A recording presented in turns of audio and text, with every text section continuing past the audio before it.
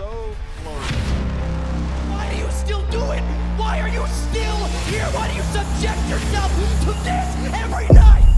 Since I was a kid, 5 years old, I walked into practice going, where are the ropes? Because this is what I wanted to do. It was the night after WrestleMania 29 on Monday Night Raw.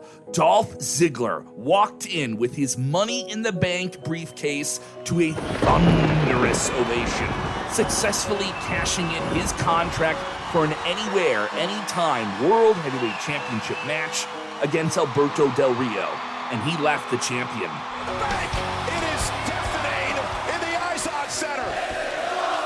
Even though he was perceived and given the role of a villain, a heel in the mid-card, the pop he received from that crowd was huge. It's still regarded as one of the loudest pops for a wrestler in WWE around this time. You would have expected WWE to give him a big push after that, right? Well, it just didn't work out that way. Ziggler would unfortunately suffer a head injury on SmackDown, and it put his world title reign that he just started in heavy doubt. Just 2 months later, after he lost the title back to Del Rio, he got pushed down the mid-card, and he never received that level of success in WWE again. It was a repeating cycle for one of the most critically acclaimed superstars in WWE in the 2010s. This is Sportskeeda Wrestling. I'm Kevin. Let us know what your favorite Dolph Ziggler match or moment is. What would you do with Dolph Ziggler's career if you had the fantasy booking power? Let us know in the comments below. So what went wrong? Why didn't Dolph Ziggler, who seemed destined for top-level stardom, ever get that sweet, sweet, unfiltered moment without some bittersweetness attached to it? Believe it or not, Dolph Ziggler's career in WWE is an impressive one, maybe even Hall of Fame worthy. He made his debut for the company in September of 2005 on an episode of Saturday Night Heat as an enforcer sidekick for Chavo Guerrero, who was portraying a golfing character in the ring. Yeah, Kerwin White, somewhat forgettable. Yeah, that whole thing was kind of controversial, and it didn't last that long, and he was sent back to Ohio Valley Wrestling, WWE's developmental brand at the time. He came into WWE with a lot of success, by the way, before Ohio Valley Wrestling, as one of the most successful mat wrestlers in the history of Kent State University. That college sports connection would be played up in his next role in WWE when he was brought up to the main roster as a part of the Spirit Squad, a group of 5 young wrestlers who used their in-ring personas to be male cheerleaders, and he adopted the name of Nikki. Yes, the group was involved in a feud with D-Generation X, so of course a big role to be jumped into right away, and they even won the tag team championships, but Dolph, or Nikki at the time, had zero or no influence in it. He was simply a bumping, flopping body for Triple H and Shawn Michaels. He was just another guy in a not-so-great group that did get a lot of TV time, though. For a young wrestler being plucked out of Ohio Valley Wrestling, this was not the worst role to be in. It was certainly better than, I don't know, holding Kerwin White's golf clubs. He would remain in OVW for a year or so and even make the leap over to another developmental territory in FCW, Florida Championship Wrestling, impressing a lot of people there with his pure in-ring abilities. Not long after, he was called back up to the main roster for the 3rd time, and this time he would enter as a singles superstar. September 2008, he would make his return to WWE Raw, reintroducing himself backstage as Dolph Ziggler, marking the beginning of his solo superstar run, and some fans simply just didn't take to the name, feeling it wasn't fitting for a WWE superstar. Oh. However, as time passed, he gradually became accustomed to it and accepted it as a part of his wrestling persona, and the fans accepted it as well. But shortly after joining the main roster, he faced a setback, getting suspended for 30 days due to breaking WWE's wellness policy. He had a rocky start in the company. He did eventually come back to Raw in November and lost to Batista in his first match as Dolph Ziggler. The man called Dolph Ziggler wasn't as special as he would become at the moment around this time, but WWE saw potential in him, and that's the reason they kept booking him in matches regularly. He had a brief moment with Kane in the Royal Rumble in 2009 before getting eliminated by the Big Red Machine. WWE was giving him these little moments to showcase his charisma, and he was taking those moments and making them meaningful. During this period, his gimmick was going around and reintroducing himself to other superstars. It may sound ridiculous on paper, but Ziggler's sheer ability, his sheer undeniable personality came through, and he pulled it off. He was good at generating simple heel heat. He was annoying, and that was his role, to be annoying.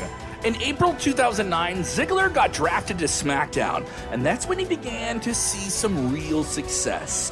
He scored a win against the United States champion MVP, and although it wasn't for the title, it meant something. Following this, he started a feud with the Great Khali, and even defeated the Indian Giant on a couple of occasions. Around this time, Ziggler adopted the sleeper hold as his submission move and signature, and finished off a few opponents with it. If you're a great wrestler and you can use a hold to end a match, people know that you got real skills. They made this move mean something. When Ziggler put it on you, you took a nap. This allowed him to beat wrestlers who were bigger than him, like Khali and even Mark Henry. He then got a very special feud, the legendary luchador Rey Mysterio, and he would challenge him for the Intercontinental Championship.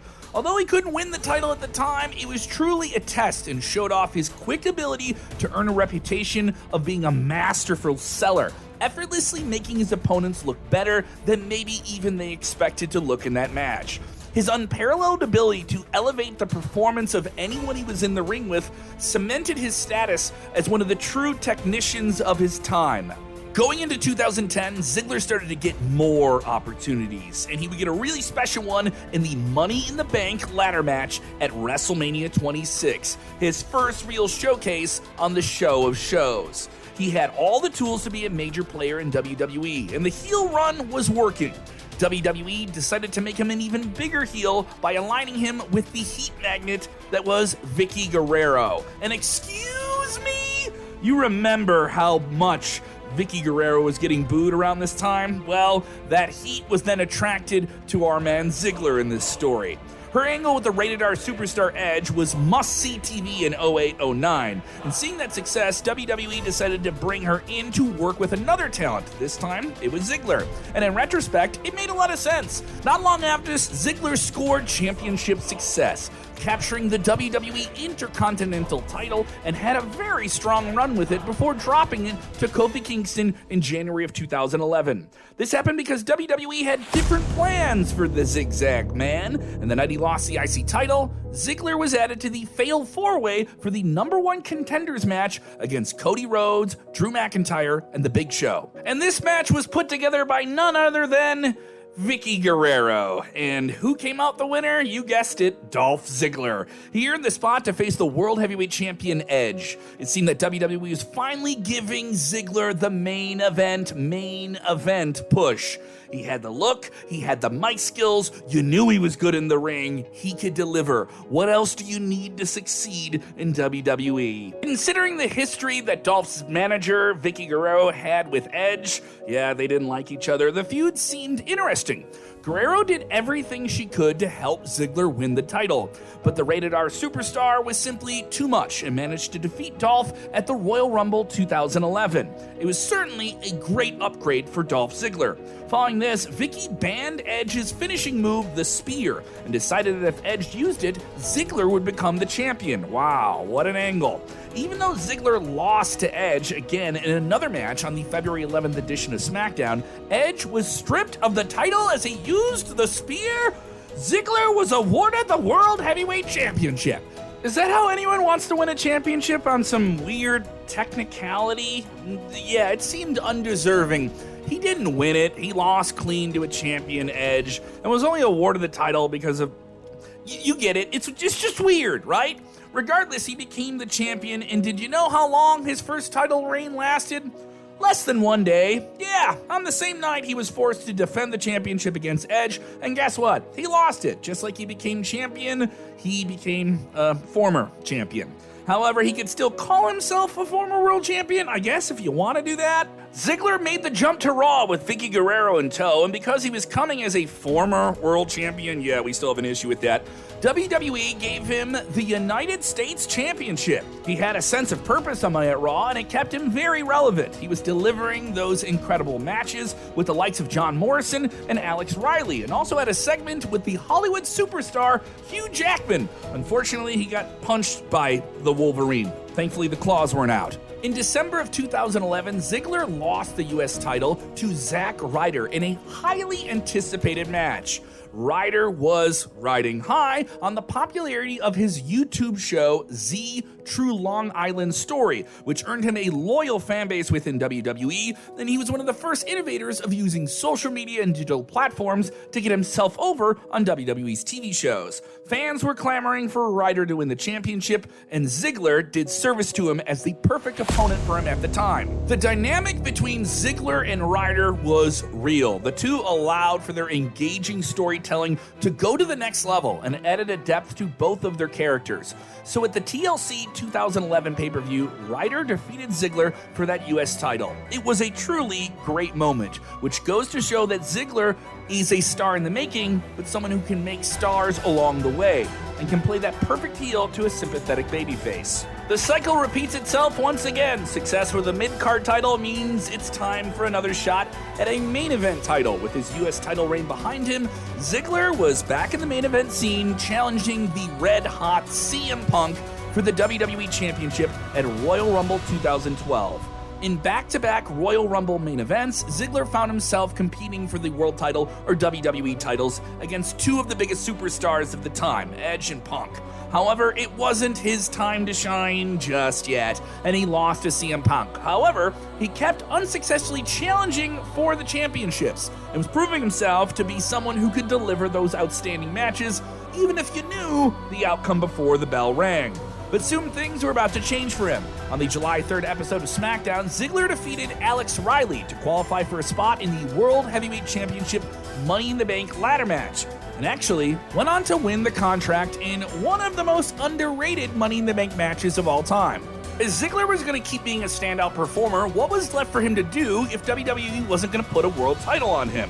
Well, the Money in the Bank contract was the perfect way to do this. You knew there would be something in the future for him, he could pull the trigger whenever he wanted, and this would project him to another level. However, despite having that anywhere, anytime contract to cash in, he didn't cash in right away and waited for the right moment. In the meantime, he feuded with the likes of main event talents in Chris Jericho, Randy Orton, and John Cena. His SummerSlam culminating feud with Chris Jericho opened the show, and even though Jericho got the win, it got strong reviews from the Wrestling Observer newsletter with 3.5 stars. His feud with Cena was quite entertaining. Ziggler was a head turner with the ladies, so this next storyline makes a lot of sense. When he was still with Vicky Guerrero at his side as his manager, she was blaming John Cena for having an affair with Raw general manager AJ Lee. This led to a match between Ziggler and Cena set for the TLC pay-per-view in 2012. Yeah, Cena was getting booked a lot, but he was still the most popular man in the business. Now Ziggler was going to have the real test against him, defending his Money in the Bank contract in a ladder match. Cena won, he would become the new holder of the Money in the Bank contract. Well, it didn't go maybe the way you expected with Ziggler losing all these big matches. No, he won with the help of AJ Lee. AJ Lee and Ziggler soon became an on-screen couple, with Vicky Guerrero getting kicked to the curb. Yeah, there was a lot of drama there, and again, looking at Ziggler's on-screen persona, it made sense. He was a young, flamboyant wrestler on the cusp of becoming a world champion in the WWE. It's no wonder his charms would allure AJ Lee. Not long after this, Big E Langston, later renamed simply Big E, joined the tandem as well, becoming the bodyguard for Ziggler. That's right, before dancing his way to success in the New Day with Kofi Kingston and Xavier Woods, Big E was the backing muscle for Ziggler and AJ Lee. At the Royal Rumble in 2013, Ziggler showed off once again. He came out first and lasted until the Final Four, his most impressive performance to date inside the Royal Rumble. It was a true showcase, showing that WWE saw a lot coming up with him, and he was still Mr. Money in the Bank. Slowly but surely, he got positive fan reactions. At WrestleMania 29, Ziggler and Big E unsuccessfully challenged Team Hell No, Daniel Bryan and Kane, for the Tag Team Championships. That team was red hot, didn't seem like they were going to lose the title, and it was simply just a holding pattern until we saw the cash-in. Yes, that cash-in at WrestleMania that everyone wanted with Ziggler during the World Heavyweight title match between Alberto Del Rio and Jack Swagger, with fans chanting, "We want Ziggler, we want Ziggler." They expected it, they wanted it, it didn't happen. It happened the next night on Monday Night Raw. when the chants were even louder. This was one of the loudest pops on a Monday Night Raw after WrestleMania. It was huge to say the least. You would think Ziggler would rush the ring and hit Del Rio quickly with the briefcase and cash in and win the title and disappear, but that's not exactly how it happened. Ziggler strolled to the ring calmly, handed the briefcase to the referee, and cashed in his contract, even having a competitive match with a vulnerable and weakened at the moment Del Rio. The tensions were high. Ziggler was selling so convincingly that people thought that maybe all of this wait and anticipation for him to cash in and win the title would be thrown off of the mountain right before reaching the mountain's peak. In the end, Dolph Ziggler pulled through and clinched the championship, with the entire crowd rallying behind him.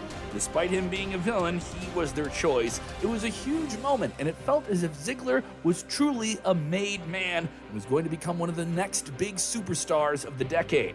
The pop he received was truly legendary. It was technically his second world championship, but this was the one he truly earned. The phrase goes, to be the man, you gotta beat the man, and Ziggler was the man. He looked like a champion, he wrestled like a champion, and his resume before winning the title all made sense. WWE could have truly projected Ziggler to a whole nother level, making him one of the top superstars of the 2010s around this time. But that simply wasn't meant to be. Shortly after winning the title, Ziggler would unfortunately suffer an untimely concussion, as if any of them ever are timely, during a match with Jack Swagger. This would set up a series of events circumstantially that would see WWE pull back on Ziggler's future. He was forced to take some time off, but when he returned, WWE seemingly didn't have the same type of emphasis on his character. At the Payback pay-per-view, Ziggler dropped the title to Del Rio. When Del Rio took advantage of his concussion by focusing his attack on his head, it seemed like everything was there. The match also featured a double turn as the crowd turned on Del Rio and supported Ziggler, seemingly turning him into a full-fledged babyface. So it wasn't all bad. WWE saw something in Ziggler, but keeping the title on him and keeping him in the main event simply wasn't what they saw. After all of that post-WrestleMania magic and one of the loudest pops of the year, Ziggler's momentum truly was derailed, and soon after, his relationship on screen with AJ Lee would dissolve as well. What could have been with him as world champion? What could have been? Would he have dropped the title to John Cena? Would he have hanged on to the title long enough for it to be unified with the WWE Championship? It's all that. What could have been? It's all just speculation. The reality was that Ziggler was once again rocking in the mid-card, delivering strong matches, and as time went on, he became a truly sympathetic babyface. One thing that the title win did for him was turn the fans in his favor, and it worked out pretty well for him. He won the Intercontinental Championship in 2014 and again found himself in the main event scene at Survivor Series. Remember when Team Cena took on The Authority? Yeah, Ziggler was a part of Team Cena. Facing overwhelming odds, Ziggler found himself outnumbered 3-1 in the final sequence in a showdown against Seth Rollins, Luke Harper, and Kane, and the last standing members of The Authority, while he stood as the lone warrior representing Team Cena. He managed to eliminate Harper and Kane and got help from a man called Sting, who made his debut in WWE and got the pinfall win over Seth Rollins and was the sole survivor and winner of the match. In a long time, Ziggler was presented as a main event star. Cena himself came out and raised his hand on the ramp, implying that he was going to be a huge star. This was a chance by WWE to rectify mistakes made in the past. He would lose the Intercontinental Championship to Harper, and it was once again ready for another slingshot to the top prize. The cycle once again repeats itself. Mid-card title, now the main event. However, Brock Lesnar was the WWE World Heavyweight Champion at the time, and there was no way that Ziggler could have won a championship at that time. Not even a match between the two, just a segment with the Beast Incarnate could have worked. But for some reason, WWE never pulled the trigger. He remained in the mid-card and had an awkward feud with Rusev, where he started dating Lana, who was still in real life with Rusev. Yeah, it was weird, and it didn't help either one involved. In 2016, WWE had a brand split, and Ziggler was drafted to SmackDown, and it started out pretty well for him. He became the #1 contender for the WWE Championship. Ambrose retained his title, Ziggler was sent right back to the Intercontinental title picture, and this circle repeats itself. He received a taste of the main event spotlight and only was relegated back to the mid-card. This time, however, things were different. 2016 featured some amazing moments on SmackDown, and one of them, one of the best storylines of that year, featured the show-off Dolph Ziggler.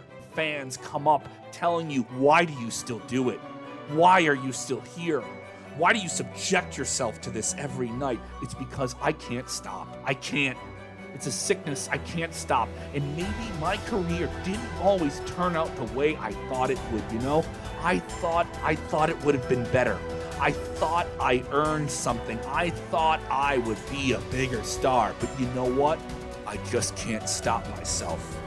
I can't. The Miz would play on Ziggler's passion and raise the stakes for their upcoming IC title match at No Mercy 2016 to a very big level. It would be title versus career. If Ziggler lost, he would be done in WWE. It was an effective emotional tool that allowed fans to be truly pulled into the outcome in Sacramento. This was a shining example of how truly special Ziggler was as a perfectly paced big match performer, and it stands as one of the Miz's all-time best performances. Ziggler proved once again that good guys do get the win in the end, and he would super kick the Spirit Squad goon ghosts of the past off the apron, kick out of the Miz's skull-crushing finale, and with This Is Awesome chants raining upon the ring,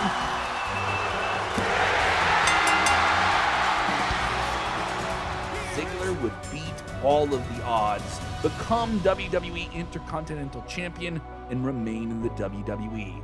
The main event that night may have seen AJ Styles retain the WWE Championship, but it was Ziggler and Miz's redemptive conquest that stole the show. It received 4.5 stars from the Wrestling Observer. It likely deserved all 5 stars. In 2017, Ziggler would change from a villain booed by the fans instead of a fan favorite. That chip on his shoulder simply became too much. Yes, he became overzealous and now is teaching younger talents to also resent the audience, with the returning Drew McIntyre in his fold. 2018 saw Ziggler tangling with one of the best in-ring performers in the business, someone that people felt was on his level, and now he was leveled up as the Intercontinental Champion once again, with McIntyre as his muscle at ringside.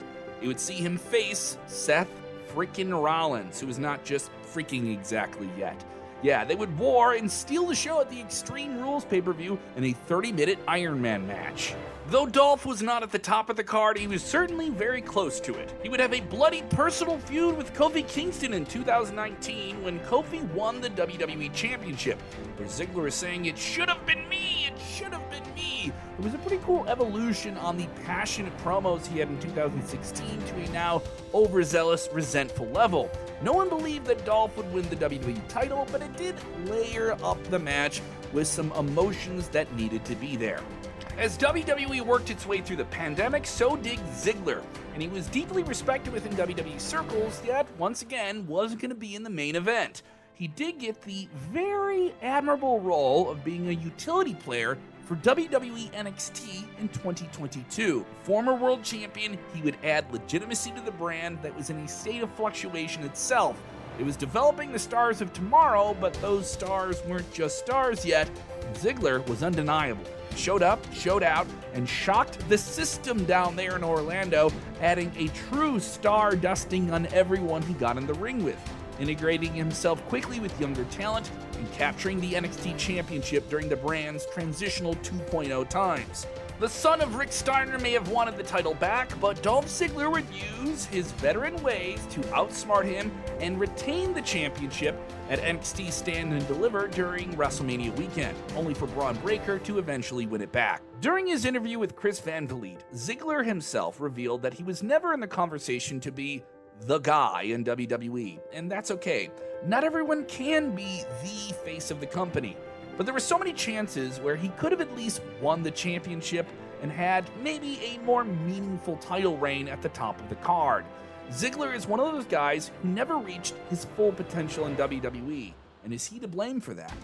Some people say no.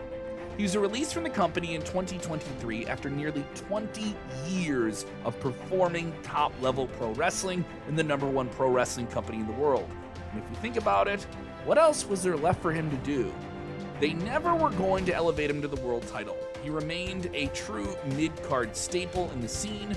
If it wasn't the top of the card, he got to do it. If a star needed to be made that was a younger talent, Ziggler would do it. If a legendary star was coming back and needed to have a fun, wild, redemptive match like Goldberg at SummerSlam 2019, Ziggler got to do it. He was the go-to man for WWE in so many specific situations.